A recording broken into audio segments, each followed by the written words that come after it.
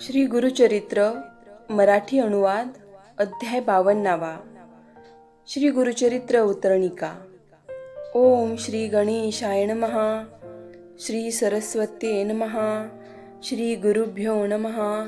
श्री कुलदेवताय नमः. श्रीपाद श्री वल्लभ श्री नृसिंह सरस्वती दत्तात्रेयाय नमः.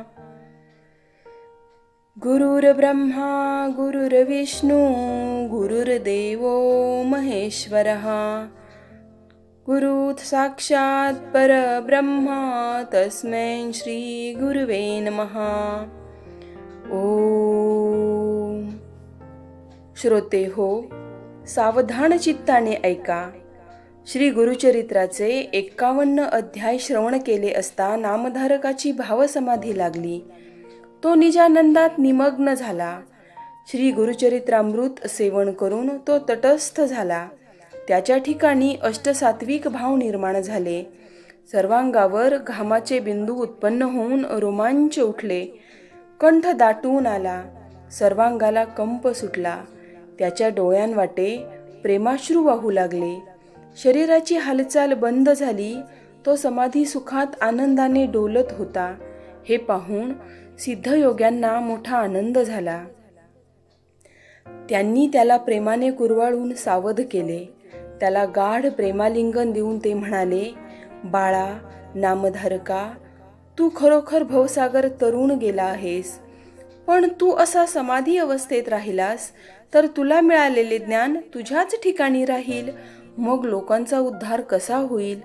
तू वारंवार विचारलेस, म्हणूनच मी श्री गुरूंची अमृतवाणी आठवून तुला सांगितली. ती त्रिविध तापांचा, सर्व दुःखांचा नाश करणारी आहे. तुझ्यामुळेच मला श्री गुरुचरित्र आठवले आणि तूही ते एकाग्र चित्ताने श्रवण केलेस. सिद्धयोगी असे बोलले असता नामधारकाने डोळे उघडले.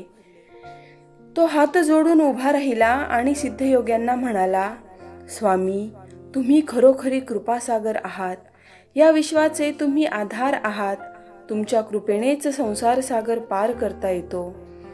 माझ्यावर तुमचे अनंत उपकार आहेत. आता माझी एक विनवणी आहे. अमृताही पेक्षा श्रेष्ठ अशा श्री गुरुचरित्रामृताची अवतरणिका मला सांगा.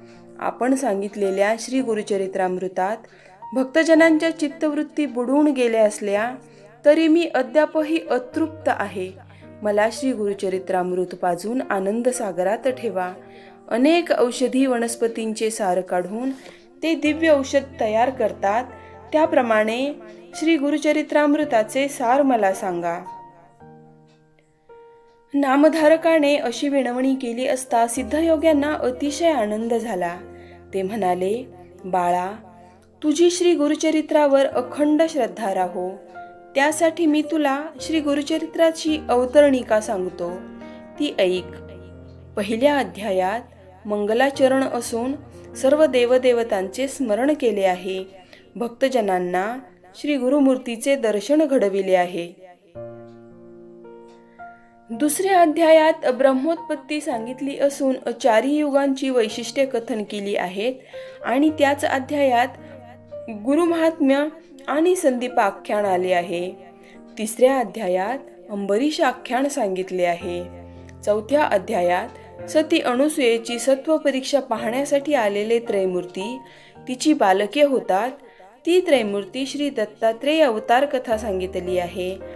पाचव्या अध्यायात श्री दत्तात्रेयांच्या श्रीपाद श्रीवल्लभ अवताराची कथा आली असून सहाव्या अध्यायात गोकर्ण महिमा आणि महाबळेश्वर लिंग स्थापनेची कथा सांगितली आहे.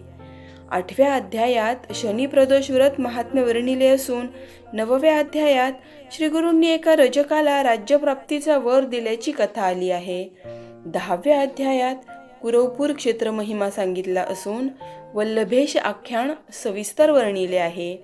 11व्या अध्यायात कारंजपुरी माधव आणि अंबा यांच्या पोटी श्री नृसिंह सरस्वतींचा अवतार झाल्याचे व श्री गुरु नरहरी बालचरित्र लीला वर्णन केले आहे. 12व्या अध्यायात नरहरीचा गृहत्याग, काशी क्षेत्री संन्यास ग्रहण व गुरुशिष्य परंपरा हे विषय आले आहेत. 13व्या अध्यायात श्री गुरु नृसिंह सरस्वतींचे कारंजा गावी आगमन व पोटदुखी असलेल्या एका ब्राह्मणावर श्री गुरूंनी कृपा केली या कथा सांगितल्या आहेत. 14व्या अध्यायात क्रूर यमन शासन व सायनदेव वरप्रदान अशा कथा आल्या आहेत. 15व्या अध्यायात श्री गुरूंचे वैजनाथ क्षेत्री गुप्त वास्तव्य व तीर्थयात्रा निरूपण आले असून 16व्या अध्यायात श्री गुरुभक्तीचे महात्म्य धौम्य शिष्यांच्या कथा सांगितल्या आहेत. 17व्या अध्यायात भुवनेश्वरीला जीभ कापून देणाऱ्या एका मंदबुद्धीच्या मुलास श्री गुरु ज्ञानप्राप्ती करून देतात ही कथा सांगितली असून 18व्या अध्यायात अमरापूर महात्म्य सांगून श्री गुरुकृपेने एका ब्राह्मणाचे दारिद्र्य कसे गेले ही कथा सांगितली आहे. 19व्या अध्यायात औदुंबर महात्म्य, नावाड्याची त्रिस्थळी यात्रा व योगिनी कथा हे विषय आले आहेत. 20व्या अध्यायात ब्राह्मण स्त्रीची पिशाच्च बाधा कशी दूर केली हे सांगितले असून 21व्या अध्यायात औदुंबर येथे असलेल्या श्री गुरूंनी एका मृत बालकाला सजीव केल्याची कथा आहे. 22व्या अध्यायात श्री गुरूंनी एका वांज महिषीला दुभती केल्याचा चमत्कार सांगितला आहे. 23व्या अध्यायात श्री गुरु गाणगापुरात येतात व एका ब्रह्मराक्षसाचा उद्धार करतात या कथा दिल्या असून 24व्या अध्यायात त्रिविक्रम भारतीचा उद्धार केल्याची कथा आहे. 25व्या अध्यायात गर्विष्ठ ब्राह्मणांचा जयपत्राविषयी हट्ट हा प्रसंग सांगितला असून 26व्या अध्यायात वेद विस्तार वर्णिला आहे. 27व्या अध्यायात उन्मत्त ब्राह्मणांना श्री गुरूंनी दिलेला शाप व एका मातंगाला पूर्वजन्म स्मरण करून दिल्याच्या कथा आहेत. 28व्या अध्यायात कर्मविपाक आणि मातंग कथा आली आहे. 29व्या अध्यायात भस्म महात्म्य सांगितले असून 30व्या अध्यायात एका विधवेचा शोक व ब्रह्मचार्याने तिला केलेला उपदेश हे विषय आलेले आहेत. 31व्या अध्यायात पतिव्रतेचा आचारधर्म सांगितलेला असून 32व्या अध्यायात विधवेचा आचारधर्म सांगितला आहे आणि मृत ब्राह्मण जिवंत कसा झाला याचीही कथा सांगितली आहे. 33व्या अध्यायात रुद्राक्ष महात्म्य आणि सुधर्म तारक आख्यान आले आहे. 34व्या अध्यायात रुद्र महात्म्य सांगितले असून 35व्या अध्यायात कच देवयानी कथा व सोमवार व्रत आणि सीमंतिनी आख्यान आले आहे. 36व्या अध्यायात परान्न दोष धर्माचरण हे विषय आले असून 37व्या अध्यायात गृहस्थाश्रमाचा आचार धर्म सांगितला आहे. 38व्या अध्यायात श्री गुरूंनी भास्कर ब्राह्मणाची लाज कशी राखली हे सांगून 19व्या अध्यायात अश्वत्थ महात्म्य व 60 वर्षांच्या वंध्येस संतान प्राप्ती झाल्याची कथा आहे. 40व्या अध्यायात नरहरीचा कुष्ठरोग कसा नाहीसा झाला हे सांगून शिवभक्त शबर कथा सांगितली आहे. 41व्या अध्यायात सायन देवाची गुरुसेवा, काशी यात्रा व त्वष्टाख्यान हे विषय आले आहेत. 42व्या अध्यायात अनंत व्रतकथा आली असून 43व्या अध्यायात विमर्शन राजाची कथा व एक विणकर व मल्लिकार्जुन हे विषय आलेले आहेत. 44व्या अध्यायात श्री गुरूंनी नंदी ब्राह्मणाचा कुष्ठरोग घालविल्याची कथा सांगितली आहे. 45व्या अध्यायात भक्तवत्सल श्री गुरूंनी आपल्या भक्तांसाठी 8 रुपये धारण केल्याची कथा सांगितली आहे. आणि 47व्या अध्यायात श्री गुरूंनी एका क्षुद्र शेतकऱ्यावर कृपा केल्याची कथा सांगितली आहे. 48व्या अध्यायात अमरजा संगम व अष्टतीर्थ महात्म्य सांगितले असून 49व्या अध्यायात गुरु महात्म्य व शिवपार्वती संवादात्मक संपूर्ण श्री गुरु गीता आली आहे.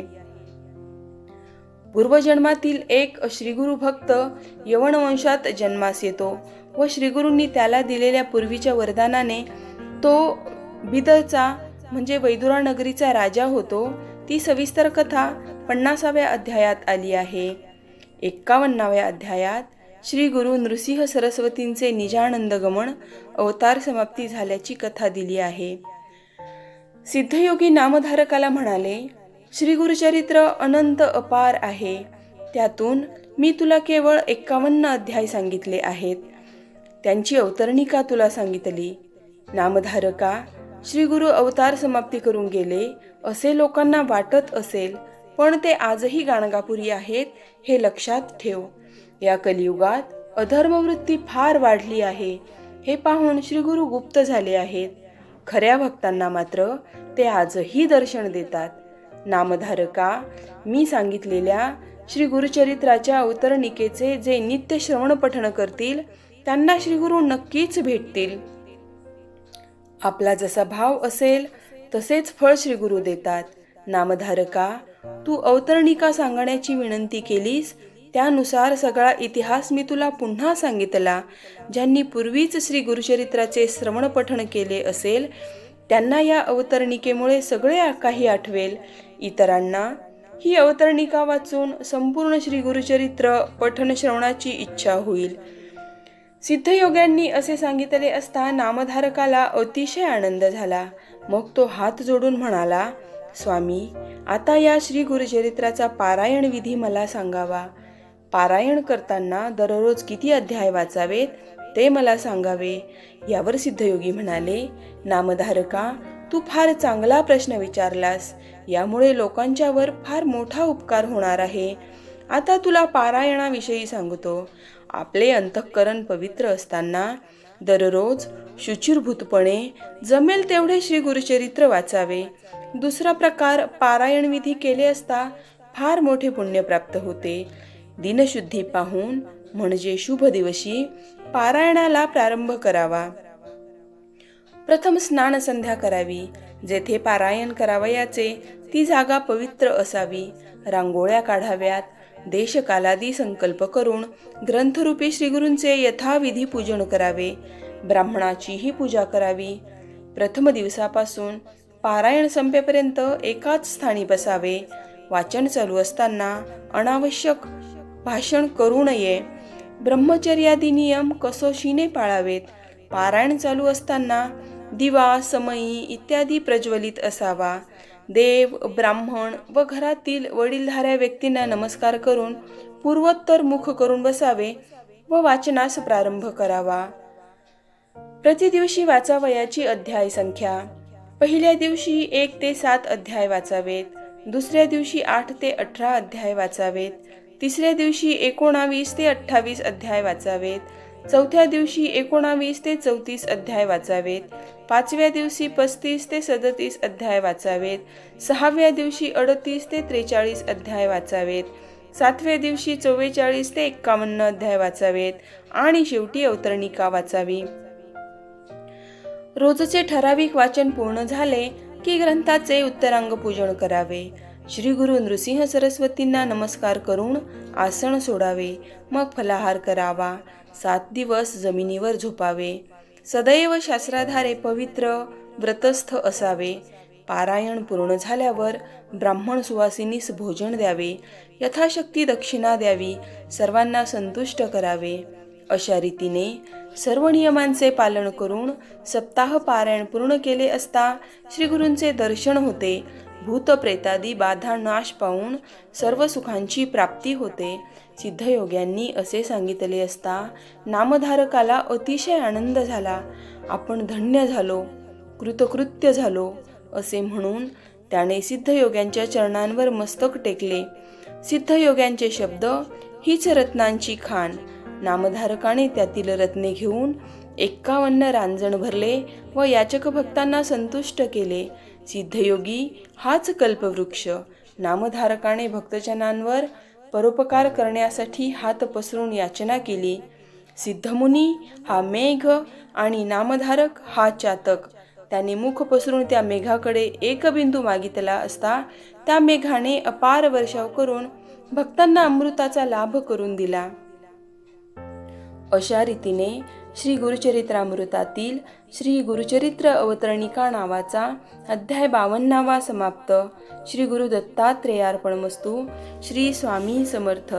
श्री स्वामी समर्थ. श्री स्वामी समर्थ.